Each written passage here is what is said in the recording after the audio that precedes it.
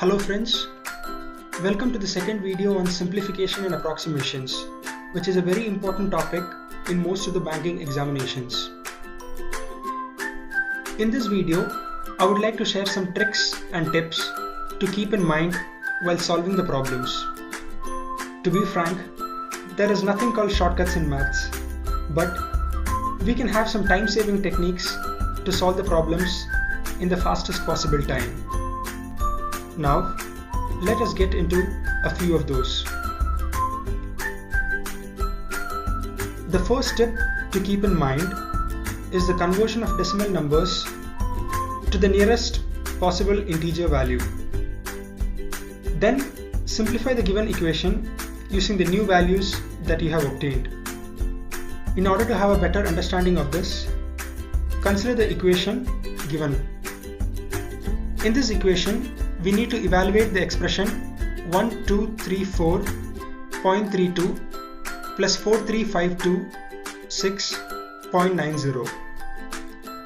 So as per this trick, 1234.32 can be written as 1234, and similarly 43526.9 can be written as 43526.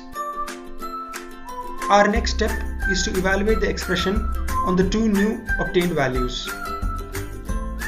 An important point to note here is that had we done all the calculations as it is given in the question, we would have reached the accurate answer. But the main idea was to save time and just check which is the closest option to our answer. Another very important tip is learning the squares and the square roots of at least first 20 numbers and the cubes and cube roots of the first 15 numbers. Square roots and cube roots would be a part of the problems. Hence, learning them by heart would save us time by avoiding unnecessary calculations. Coming to the third tip, learn simple calculation shortcuts which can be handy.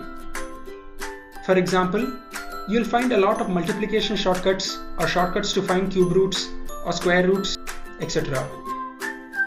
I would be explaining a few of them in this series of videos.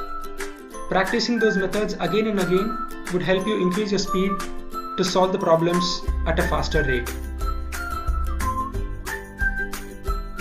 Now coming to the final trick which I will be sharing, remember the frequently asked fractional values.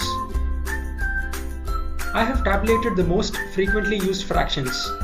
Please pause the video and try to by heart those, which could be really helpful in the exams for not just simplification and calculations, but for all the topics which comes in quantitative aptitude.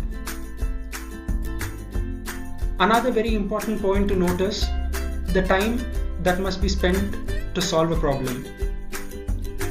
So, we should try to find the approach to solve the problem in less than 2 seconds. And after that, try solving the problem in the next 15 seconds. If you can understand the trick to solve the problem, that is great. Else, mark it for review and move on. And come back to this question later if time permits. These are the few tips which I would like to share while approaching problems on simplification and approximations. For other shortcuts and tricks, refer to my next video. If you like my video or found it useful, don't forget to hit the like button and subscribe to my channel. Thank you.